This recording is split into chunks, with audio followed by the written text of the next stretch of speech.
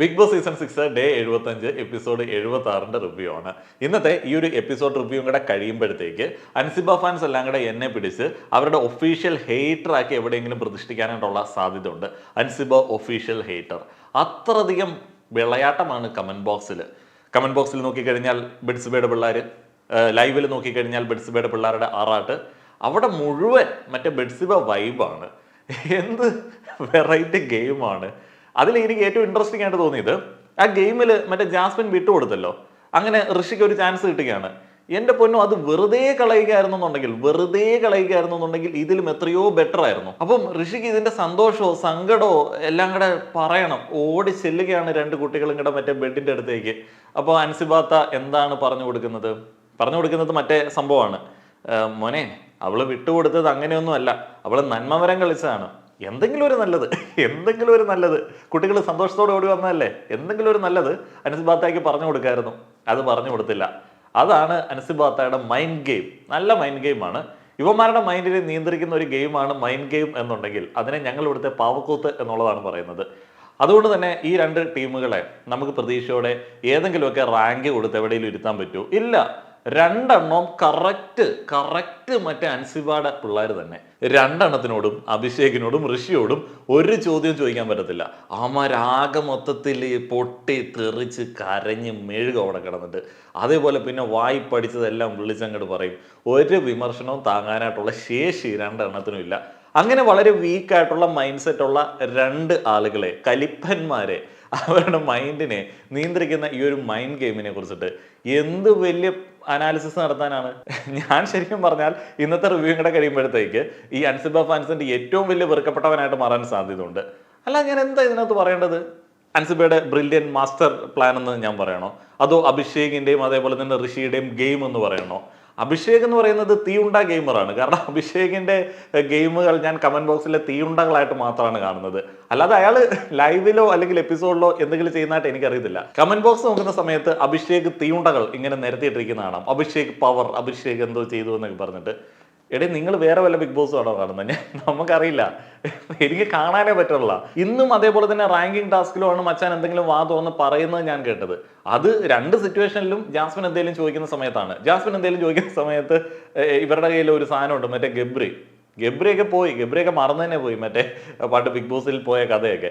അപ്പോഴും ഇവർക്ക് ഇത് തന്നെ, ജാസ്മിൻ മറ്റേ ഗബ്രിയായിട്ട് ഒരു ബന്ധം ഹൗസിൽ ഉണ്ടാക്കിയില്ലായിരുന്നു എന്നുണ്ടെങ്കിൽ ഇവന്മാർ എന്ത് ചെയ്തേനെ, പെട്ട് പണ്ടാരം അടങ്ങിപ്പോയേനെ. അതേപോലെ തന്നെ അത് വല്ലതും ചോദിച്ചു കഴിഞ്ഞാൽ ഇവന്മാർ എന്ത് പറഞ്ഞേനെ. അതുകൊണ്ട് തന്നെ ശരിക്കും പറഞ്ഞാൽ വല്ല പ്രൈസൊക്കെ കിട്ടുകയാണെന്നുണ്ടെങ്കിൽ മറ്റേ ഋഷിയും അതേപോലെ തന്നെ അഭിഷേകും ഒക്കെ ജാസ്മിനെ നല്ല രീതിയിൽ ഒന്ന് ട്രീറ്റ് ചെയ്യണം കേട്ടോ. അല്ലെന്നുണ്ടെങ്കിൽ എന്ത് ചെയ്തേനെ? ഈ രണ്ടുപേരും പുലികളായത് ഈ ജാസ്മിൻ എന്തെങ്കിലും ചോദിക്കുന്ന സമയത്താണ്. വേറെ ആൾക്കാരുടെ അടുത്ത് ചോദിക്കാൻ പറ്റത്തില്ല. കാരണം അവരുടെ അടുത്ത് മറ്റേ ഇവന്മാരുടെ ഐറ്റം ഇറക്കാനായിട്ടുള്ള സാധനമില്ല. സദാചാരത്തിന്റെ വാളെടുത്ത് വീശാനായിട്ടുള്ള ട്രെയിനിങ് ആണ് ഇവർക്ക് കിട്ടിയിരിക്കുന്നത്. അത് ആണെങ്കിൽ ആകെ പ്രയോഗിക്കാൻ പറ്റുന്നത് ജാസ്മിന്റെ അടുത്താണ്. വേറെ ആരുടെയെങ്കിലും ഒക്കെ അടുത്ത് പ്രയോഗിക്കാൻ പറ്റുമോ? വേറെ ആരുടെ അടുത്ത് ഇവന്മാർക്ക് പ്രയോഗിക്കാൻ പറ്റത്തില്ല. ബാക്കിയുള്ള ആൾക്കാരോടും സോഫ്റ്റ് ആയിട്ട് നിൽക്കും. പിന്നെ വേറെ ആൾക്കാരുടെ അടുത്ത് പ്രയോഗിച്ചു കഴിഞ്ഞാൽ പേടിക്കേണ്ടി വരും. സീസൺ 6 പവർഫുൾ ആയിട്ടുള്ള മെയിൽ കണ്ടസ്റ്റൻസ് ഇല്ല. അതാണ് എനിക്ക് ഏറ്റവും നിരാശ. വളരെ ലോലന്മാരായിട്ടുള്ള കുറച്ച് ആളുകളാണ് അവിടെ ഉള്ളത്. സിജോ ഒന്ന് കുഴപ്പമില്ലാതെ ഒന്ന് പെർഫോം ചെയ്യുന്നുണ്ട്. ജിൻഡോ ആണ്. പക്ഷെ പവർഫുൾ ആയിട്ടുള്ള ആ വിമൻ കണ്ടസ്റ്റൻസിനേക്കാളും പവർഫുൾ ആയിട്ടുള്ള മെയിൽ കണ്ടസ്റ്റൻസ് സീസൺ 6 എന്തൊക്കെ പറഞ്ഞാലും നമുക്കൊരു ജെൻഡർ സ്നേഹം ഉണ്ടല്ലോ. അപ്പം നമുക്ക് നല്ല മിടുക്കന്മാരായിട്ടുള്ള ആൺകുട്ടികളെ കാണാനായിട്ടുള്ള ഒരു ആഗ്രഹം ഉണ്ടാവുമല്ലോ. ബേസിക്കലി ഞാൻ ആ ഒരു ജെൻഡറിൽ നിൽക്കുന്ന സമയത്ത് അങ്ങനെയൊക്കെ ഒരു ആഗ്രഹം ഉണ്ടാവും. പെൺകുട്ടികൾക്കില്ലേ നിങ്ങളുടെ സ്ത്രീ ശക്തി കാണണം എന്നുള്ള ഒരു ആഗ്രഹം. അപ്പോൾ സിംഗപ്പെണ്ണ് പാട്ടൊക്കെ ഇട്ടിട്ട് നിങ്ങൾ ആഘോഷിക്കാറില്ലേ? നമുക്കുണ്ടേ അങ്ങനെയുള്ള ആഗ്രഹങ്ങൾ. പക്ഷേ സീസൺ 6 കാണുന്ന സമയത്ത് കട്ട നിരാശയാണ്. ഇവന്മാർ അഭിനയിക്കുകയാണ്, എന്തോ മിടുക്കന്മാരാണെന്ന് പറഞ്ഞ് അങ്ങ് അഭിനയിക്കുകയാണ്.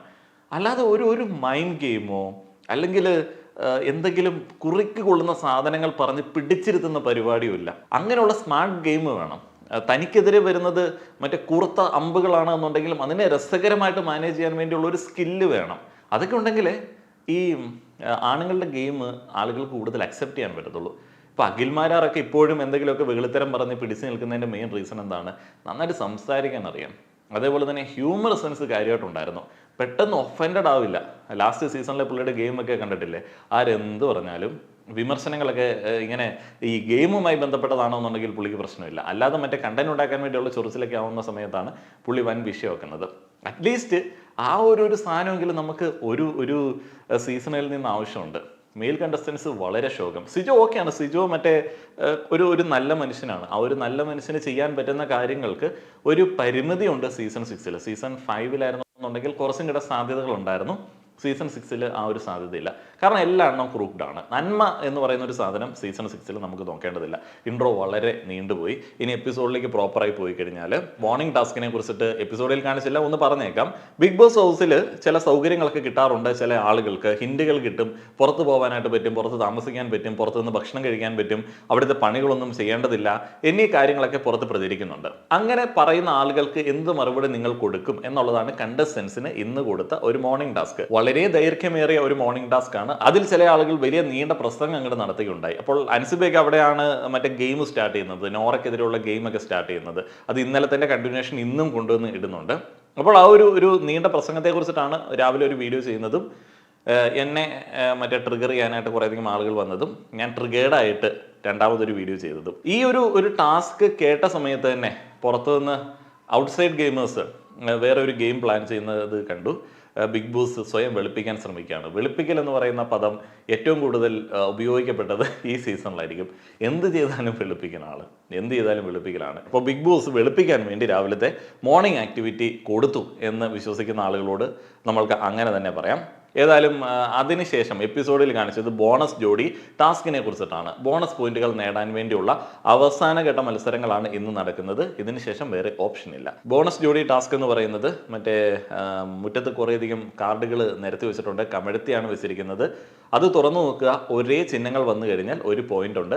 അങ്ങനെ ഒരു പോയിന്റ് കിട്ടുന്ന സമയത്ത് അടുത്ത ഒരെണ്ണം ട്രൈ ചെയ്യാനായിട്ടുള്ള ഒരു അവസരമുണ്ട്. ഇപ്പോൾ ആദ്യം പോകുന്ന ആളുകൾ ഒരെണ്ണം തുറന്നു നോക്കുന്ന സമയത്ത് ഒരു ഏകദേശ ധാരണ കിട്ടുമല്ലോ ഏതാണ് ആ ഒരു ചിഹ്നം എന്നുള്ളത്. അപ്പോൾ അടുത്തതിലേക്കൊക്കെ നമ്മൾ കൂടുതൽ ഫോക്കസ് ചെയ്ത് നോക്കിയാൽ മതി. അപ്പോൾ അങ്ങനെയുള്ള ഒരു ഗെയിമാണ്.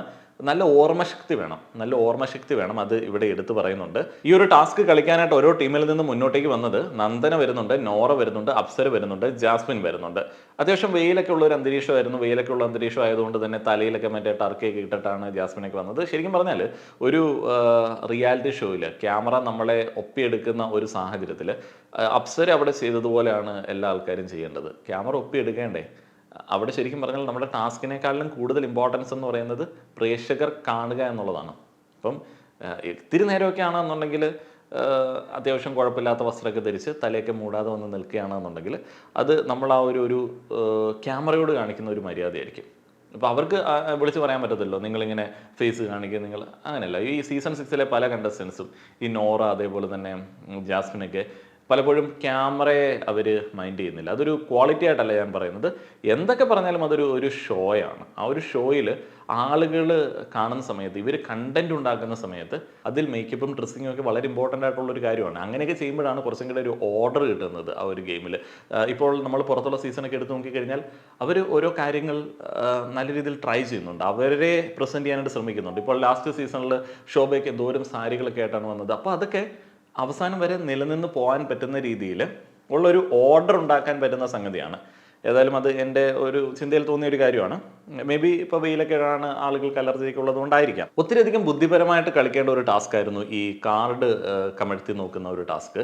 ഈ ബുദ്ധിപരമായിട്ട് ഇവർ കളിക്കുകയും ആക്ഷൻ ഇവർ ചെയ്യുകയും ചെയ്യുന്ന സമയത്ത് ഏറ്റവും കൂടുതൽ ടെൻഷനും ആദിയും ആങ്സൈറ്റിയും പ്ലാനിങ്ങും നടക്കുന്നത് സിജോയുടെയും അതേപോലെ തന്നെ സായിയുടെയും തലയിലാണ്. ഇവരുടെ പ്ലാനിങ് ഒരു രക്ഷയില്ല. എപ്പോൾ നോക്കിയാലും പ്ലാനിങ്ങോട് പ്ലാനിങ്. എന്നാൽ അതിനനുസരിച്ചിട്ടുള്ള ഒരു ഔട്ട്പുട്ട് സിജോയുടെ കാര്യത്തിൽ എന്തെങ്കിലും വർത്തമാനത്തിൽ കൂടെയെങ്കിലും ഉണ്ടാവും. അതിനനുസരിച്ചിട്ടുള്ള ഒരു ഔട്ട്പുട്ട് സായിക്ക് ഇല്ല. സായി ഇതിൻ്റെ റഫറിയാണോ? സായി കണ്ടസ്റ്റൻ്റ് അല്ലേ? സായി പലപ്പോഴും എനിക്ക് ഇതിൻ്റെ റഫറി ആയിട്ട് തോന്നാറുണ്ട്. സായി ആൾക്കാരുടെ ഗെയിമിനൊക്കെ നോക്കി അനലൈസ് ചെയ്യുന്നു, വിസിലടിക്കുന്നു. അതേപോലെ തന്നെ എന്തെങ്കിലും ഒരു ടാസ്ക് വരുന്ന സമയത്ത് സായി എന്തോ മഹനീയ സാന്നിധ്യം പോലെ വന്നിരുന്നിട്ട് എന്തെങ്കിലും അഭിപ്രായം പറയുന്നു. അതായത് സായി ഗെയിമിനകത്ത് ഇല്ലാത്തതുപോലെയാണ് എനിക്ക് തോന്നുന്നത്. ഗെയിം കഴിയുമ്പോൾ 3 പോയിന്റുകളോടെ ഡെന്ന് ഫസ്റ്റ് അടിക്കുന്നു, 2 പോയിന്റുകളോടെ നെസ്റ്റ് സെക്കൻഡ് അടിക്കുന്നു, 1 പോയിന്റോടെ ടണല് പീപ്പിൾ ടീമിന് ഇല്ല, പോയിന്റുകളൊന്നുമില്ല. ഇവിടെ നമ്മൾ ഒരു സീൻ കണ്ടിരുന്നു. ശ്രീതു അൻസിബയോട് ചോദിക്കുകയാണ്, അൻസിബയ്ക്ക് ഈ ഒരു ടാസ്കുകളൊക്കെ ജയിച്ചിട്ട് മറ്റേ ടിക്കറ്റ് ടു ഫിനാലെ അടിക്കാനായിട്ടുള്ള ആഗ്രഹമുണ്ടോ? അപ്പോൾ അൻസിബ ഇല്ല, എനിക്ക് അങ്ങനെ ആഗ്രഹമൊന്നുമില്ല, നോമിനേഷനിൽ വന്ന് പോകാനായിട്ടാണ് ആഗ്രഹം എന്നുള്ള ഒരു ലൈനാണ്. ശ്രീതുവിന് നല്ല പേടിയുണ്ട്. അപ്പം അൻസിബയ്ക്കും കൂടെ പേടിയുണ്ടെങ്കിൽ ഒരു കമ്പനി ആയിക്കോട്ടെ എന്ന് വിചാരിച്ചിട്ടായിരിക്കും ശ്രീതു ചോദിച്ചത്. ശ്രീതുവിൻ്റെ പ്രശ്നം എന്താണെന്ന് വെച്ച് കഴിഞ്ഞാൽ, ശ്രീതു ഒരു ഇൻഡിവിജ്വൽ ഗെയിമറാണ്. എന്തുകൊണ്ടാണെന്ന് വെച്ച് കഴിഞ്ഞാൽ വേറെ ആൾക്കാരുടെ കൂടെ കൂടി ഗെയിമൊന്നും പ്ലാൻ ചെയ്ത് കളിക്കാനായിട്ടൊന്നും അറിയില്ല. കുറേയധികം ആളുകൾക്ക് ഇഷ്ടമാണ്. കോംബോ ഫാൻസൊക്കെ അത്ര അധികം ഉണ്ട്. എനിക്ക് ആ ഒരു കോംബോ അത്ര രസമായിട്ടൊന്നും തോന്നിയിട്ടില്ല. ചുമ്മാ ആൾക്കാർ ഡിസ്കസ് ചെയ്യുന്ന സമയത്ത് ആ ഒരു കോമഡി ആയിട്ട് ഫീൽ ചെയ്യും എന്നുള്ളതല്ലാതെ ആ ഒരു കോംബോ കൊണ്ട് അവരെ പിടിച്ചു നിർത്തേണ്ട തരത്തിലുള്ള എന്തെങ്കിലും ഒരു ഗെയിമോ ശ്രീധുവിന്റെ ഭാഗത്തൊന്നും തോന്നിയിട്ടില്ല. പിന്നെ ശ്രീധുവിൽ ഒരു പോസിറ്റീവ് ഞാൻ കാണുന്നത് എന്താണെന്ന് വെച്ച് കഴിഞ്ഞാൽ ശ്രീധു ആയിട്ട് അങ്ങനെ നിന്നങ്ങോട്ട് കളിക്കും, ടാസ്കും കാര്യങ്ങളൊക്കെ ചെയ്യും. എന്തെങ്കിലുമൊക്കെ ഒരു സിറ്റുവേഷനിൽ ശ്രീധു ഉൾപ്പെട്ട ഒരു സിറ്റുവേഷനിൽ അഭിപ്രായങ്ങൾ പറയും, തുറന്ന് സംസാരിക്കും. ബാക്കിയുള്ള കണ്ടസ്റ്റൻസിനെ അപേക്ഷിച്ച് നോക്കുന്ന സമയത്ത് അത്യാവശ്യം കുഴപ്പമില്ലാതെ സംസാരിക്കുന്ന ഒരാൾ, മര്യാദയുള്ള ഒരാൾ എന്നുള്ള രീതിയിൽ ഒരു അക്സെപ്റ്റൻസ് മാത്രമേ ശ്രീധുവിന് കൊടുക്കാനായിട്ട് തോന്നുന്നുള്ളൂ. ഇതിനുശേഷം ജയിൽ നോമിനേഷൻ വൻ വിഷയം. അതിനെക്കുറിച്ചിട്ട് ഞാൻ പറയാം. സിജോ ശ്രീധുവിനെ നോമിനേറ്റ് ചെയ്യുന്നു. ഗെയിം ഇല്ല എന്നുള്ളതാണ് സിജോയുടെ പരാതി. അൻസിബയെയും നോമിനേറ്റ് ചെയ്യുന്നുണ്ട്. പുള്ളിക്ക് വയ്യ, മടുപ്പാണ്, പിന്നിലേക്ക് പോകുന്നു എന്നുള്ളതാണ് അൻസിബയെ നോമിനേറ്റ് ചെയ്തപ്പോൾ സിജോ പറഞ്ഞ കാരണം. ജാസ്മിൻ ശ്രീധുവിനെ നോമിനേറ്റ് ചെയ്യുന്നു. വന്ന അന്ന് മുതൽ തന്നെ ഒരു തരത്തിലുള്ള ഒരു ഗെയിമും കാണുന്നില്ല, ഒരു മാറ്റവും ഇല്ല ഗെയിമിൽ. അതേപോലെ തന്നെ ഇപ്പോൾ വർത്തമാനവും തീരെ കുറഞ്ഞിട്ടുണ്ട്. നോറ 2 വീക്കായിട്ട് നിലപാടുകളിൽ വലിയ പ്രശ്നങ്ങൾ ഉണ്ടാക്കുന്നുണ്ട്. ഫാമിലി ഇഷ്യൂ ഇവിടെ ജാസ്മിൻ എടുത്ത് പറയുന്നുണ്ട്. ആ ഒരു ഫാമിലി ഇഷ്യൂവിനെ കുറിച്ചിട്ട് ഞാൻ പറയാം. ഇവർ ഈ ഒരു ഫാമിലി ഇഷ്യൂ എടുത്തിട്ട് വല്ലാതെ മോശമായിട്ട് ഉപയോഗിക്കുന്നുണ്ട്. അത് ശരിയല്ല, അത് വളരെ റോങ് ആണ്. നമുക്കറിയില്ല നോറയുടെ വീട്ടിൽ എന്താണ് റിയാലിറ്റി, പ്രശ്നങ്ങൾ എന്താണെന്നുള്ളത് നമുക്കറിയില്ല. അയാൾക്ക് അദ്ദേഹത്തിൻ്റെ കാര്യങ്ങൾ എത്രത്തോളം തുറന്നു പറയാനായിട്ടുള്ള ഫ്രീഡം ഉണ്ട് എന്നുള്ളത് നമുക്കറിയില്ല. നമ്മൾ ഇന്നലെ കണ്ട ഒരു പേരൻറ്റിനെ വെച്ചിട്ടാണ് ജഡ്ജ് ചെയ്യുന്നത്. ഇപ്പം നോറയുടെ ഭാഗത്താണോ അവരുടെ ഭാഗത്താണോ പ്രശ്നം എന്നുള്ളത് നമുക്കറിയില്ല.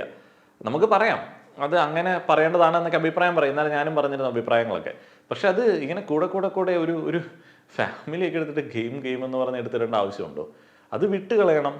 ഇവർ പറയുമ്പോൾ വലിയ കുടുംബസ്നേഹികളാണ് താനും, എന്നാൽ നോറയ്ക്കെതിരെ ഇപ്പോൾ ഉള്ള കളി ഇത് മാത്രമാണ്. നോറയുടെ ഓവർ ആക്ടിങ് കാണുന്ന സമയത്ത് നമുക്ക് അതിനകത്ത് പ്രശ്നം തോന്നില്ല. പക്ഷെ കണ്ടസ്റ്റൻസ് അങ്ങനെ ചെയ്യരുത് എന്നുള്ളൊരു അഭിപ്രായക്കാരനാണ് ഞാൻ. അപ്സര അഭിഷേകിനെ നോമിനേറ്റ് ചെയ്യുന്നു. ടാസ്ക് മാത്രം നന്നായിട്ട് ചെയ്യുന്നുണ്ട്. ക്യാപ്റ്റൻസി പോലും ഡൗൺ ആണ്. വേറെയുള്ള കാര്യങ്ങളൊന്നും ഒട്ടും ആക്റ്റീവ് അല്ല. പിന്നീട് നോറയെ നോമിനേറ്റ് ചെയ്യുന്നു. 2 വീക്കായിട്ട് ഭയങ്കര ഡൗൺ ആണ് നോറയുടെ ഗെയിം. ഒന്നിലും ഇടപെടുന്നില്ല. നോറ ഇടപെടേണ്ട കേസുകളിൽ പോലും ഇടപെടുന്നില്ല. ഋഷി സ്നേഹം കൊണ്ട് നന്ദനെ നോമിനേറ്റ് ചെയ്യുകയാണ്. വെറും സ്നേഹം, പച്ചയായിട്ടുള്ള സ്നേഹം, അത് മാത്രമാണ് അതിന്റെ കാരണം. പിന്നെ വേറൊരു കാരണമുണ്ട്, ബഹുമാനക്കുറവ്. ഋഷി ചേട്ടായി ബഹുമാനിച്ചില്ല. അപ്പോൾ ബഹുമാനക്കുറവുണ്ട്. സംസാരിക്കുന്ന സമയത്ത് റെസ്പെക്റ്റോടെ സംസാരിച്ചില്ല. അപ്പോൾ ഈ റെസ്പെക്റ്റ് എന്നൊക്കെ പറയുന്നത് കുത്തിരി പിടിച്ച് വാങ്ങുന്ന ഒരു സ്വഭാവക്കാരനാണ് ഋഷി. എന്നാൽ പുള്ളിയുടെ അടുത്തൊന്നും ആർക്കും അത് പ്രതീക്ഷിക്കാൻ പറ്റത്തുമില്ല. പിന്നീട് നോറ ഓർത്ത് വെച്ച് പറഞ്ഞാൽ നന്നായി, കറക്റ്റായിട്ട് പറഞ്ഞ് പഠിപ്പിച്ച് വിട്ടിരിക്കുന്നതാണ്. അത് കറക്റ്റായിട്ട് തന്നെ ഋഷി പറയുന്നുണ്ട്. ഫാമിലിയെ തിരിച്ചു കിട്ടി എന്ന് പറഞ്ഞു, എന്നാൽ പിന്നീട് കുറ്റം പറഞ്ഞു. ഇത് കറക്റ്റായിട്ട് തന്നെ രാവിലെ ക്ലാസ് എടുത്ത് കൊടുക്കുന്നുണ്ടായിരുന്നു കേട്ടോ. അഭിഷേകും ഋഷിയും പേനയും പേപ്പറും ഉണ്ടായിരുന്നുണ്ടെങ്കിൽ എടുത്ത് വെച്ചേനെ. അത് നല്ല തത്വമകളായിട്ട് അവരത് ഇങ്ങനെ പാടുന്നുണ്ട്. നന്ദന നോറയാണ് പറയുന്നത്, ഫാമിലി ഇഷ്യൂ തന്നെയാണ് എടുത്ത് പറയുന്നത്. ശ്രീധുവിനെ പറയുന്നുണ്ട് ഗെയിം ഡൗൺ ആണ് എന്ന്. അർജുൻ നോറയെ പറയുന്നു ഒതുങ്ങിപ്പോയി, അവളുടേതായിട്ടുള്ള സ്പേസിൽ അങ്ങോട്ട് ഒതുങ്ങിപ്പോയി. പിന്നീട് അഭിഷേകിനെ കുറിച്ചിട്ട് പറയുന്നു ഹൗസിൽ ഇൻവോൾവ്മെന്റ് തീരെയില്ല, എന്റർടൈൻമെന്റ് ഇല്ല. സായി ശ്രീധുവിനെ കുറിച്ചിട്ട് പറയുന്നു ഗെയിം ഡൗൺ ആണ്. അതേപോലെ തന്നെ ഇപ്പോൾ ഇൻവോൾവ് ആയിട്ടൊക്കെ വരുന്നുണ്ട്, എന്നാലും ഡൗൺ ആണ്. നോറ കംപ്ലീറ്റ്ലി ലോസ്റ്റ് ആയിട്ടുള്ള ഒരു കണ്ടസ്റ്റന്റ് ആണ് നിലവിലത്തെ അവസ്ഥയിൽ. അൻസിബ നോറയെ കുറിച്ചിട്ട് പറയുന്നു കുടുംബം വിക്ടിം കാർഡ് ഇറക്കി എന്നൊക്കെയാണ് പറയുന്നത്. വീട്ടിലെ പ്രശ്നം വീട്ടിൽ തീർക്കണം എന്നൊക്കെ അൻസിബ പറയുന്നുണ്ട്. വീട്ടിൽ തീർക്കാൻ ഇനി പറ്റില്ലല്ലോ, എടുത്ത് ഇങ്ങടെ കിട്ടില്ലേ. ജിൻഡോ ഡൗൺ ആവുന്നതുകൊണ്ട് ജിൻഡോയെ പറയുന്നുണ്ട്. ജിൻഡോ 2 ആഴ്ചയായിട്ട് ഡൗൺ ആണ്. എന്താണ് ജിൻഡോ കളിക്കുന്നത് എന്നുള്ളത് എനിക്കറിയത്തില്ല. പിന്നെ ടോപ്പ് ഗെയിമർ പൊസിഷനിലേക്ക് വേറെ ഒരാളെ പിടിച്ചിരുത്താൻ ഇല്ലാത്തതുകൊണ്ട് പല ആളുകളും ജിൻഡോയെ അങ്ങനെ താങ്ങിയെടുത്ത് ഹൊയ് ഹൊയ് എന്ന് പറഞ്ഞ് കൊണ്ടുപോവുകയാണ്. അല്ലാതെ പ്രത്യേകിച്ച് ജിൻഡോയുടെ കളിയൊന്നുമില്ല. ശ്രീധു വരുന്നു, നന്ദനയെ കുറിച്ചിട്ട് പറയുന്നു. നന്ദന തുടക്കത്തിൽ നല്ല പ്രതികാരിയായിരുന്നു. പ്രതികാരി എന്നാണ് പുള്ളിക്കാരി പറഞ്ഞത്. പ്രതികരിക്കുന്ന ആൾ എന്നുള്ളതായിരിക്കാം ഉദ്ദേശിച്ചത്. ഇപ്പോൾ കുട്ടികളി മാത്രമാണ്.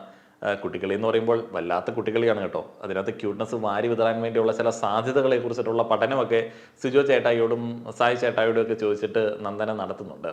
ബാംഗ്ലൂർ ഡേയ്സിലെ നസ്രിയായി മാറിയാലോ എന്നുള്ളൊരു ആഗ്രഹവും, നസ്രിയായിട്ടാണ് അദ്ദേഹത്തെ തോന്നുന്നത് എന്നൊക്കെ പറയുകയുണ്ടായി. നല്ല ഒരു കുട്ടികളിയായിരിക്കും.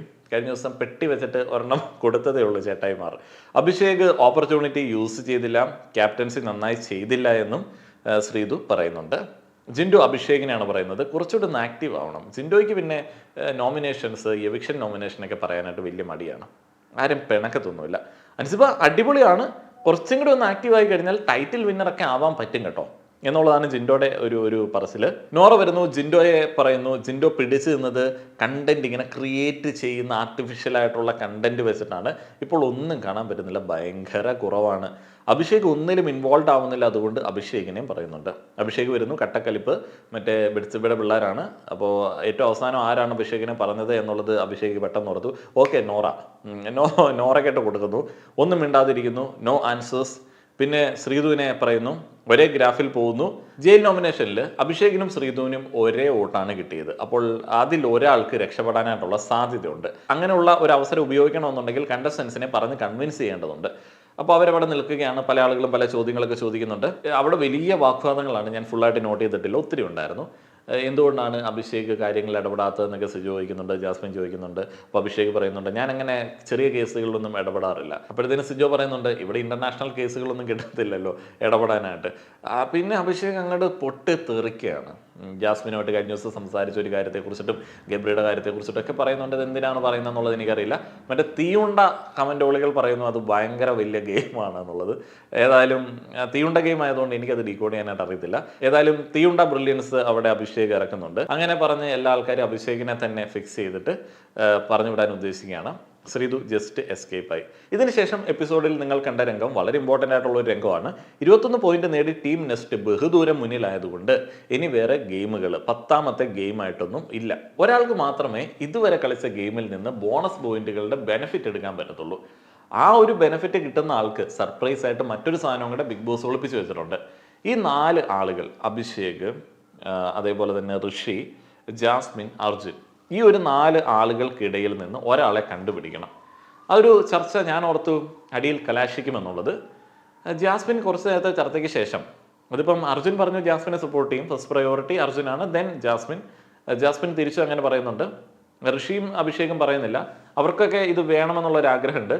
അർജുന് തീരെ കോൺഫിഡൻസ് ഇല്ല, ഇതില്ലാതെ പിടിച്ച് നിൽക്കാൻ പറ്റത്തില്ല എന്നുള്ളൊരു തോന്നലുണ്ട് എന്ന് പറഞ്ഞു. ഋഷി വാശിക്കാണ് പറയുന്നത്, ഞാൻ കഷ്ടപ്പെട്ടിട്ടുണ്ടെങ്കിൽ എനിക്ക് ബോണസ് കിട്ടേണ്ടി വരും. ഏതായാലും അധികം ചർച്ചകൾ പ്രശ്നത്തിലേക്ക് പോയില്ല. ജാസ്മിൻ സ്റ്റെപ്പ് ഔട്ട് ചെയ്യുകയാണ്.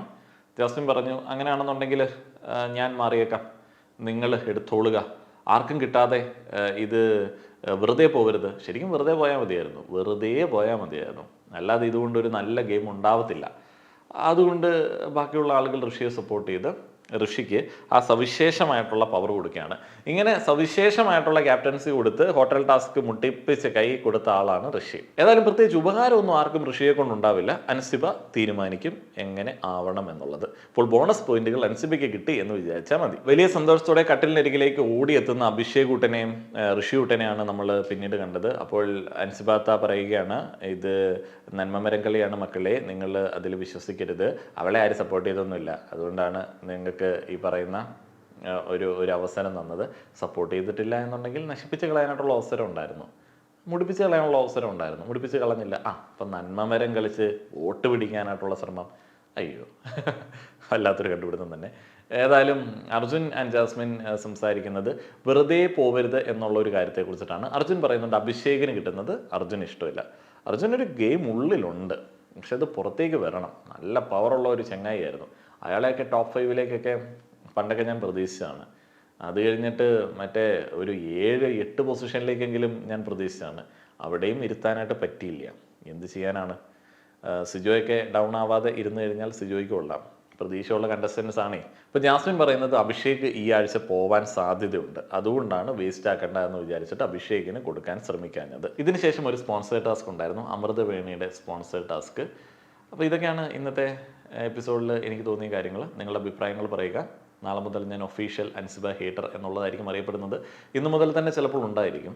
അപ്പോൾ അതുകൊണ്ട് തന്നെ നാളെ മുതൽ എൻ്റെ റേഞ്ച് വേറെ ആയിരിക്കും. Official Ansiba hater, official Abhishek hater. തീയുണ്ടകൾക്കിടയിൽ എന്നെ തെറി വിളിക്കുന്ന കൂട്ടുകാരെ നാളെ കാണേണ്ടി വരും. നന്ദി.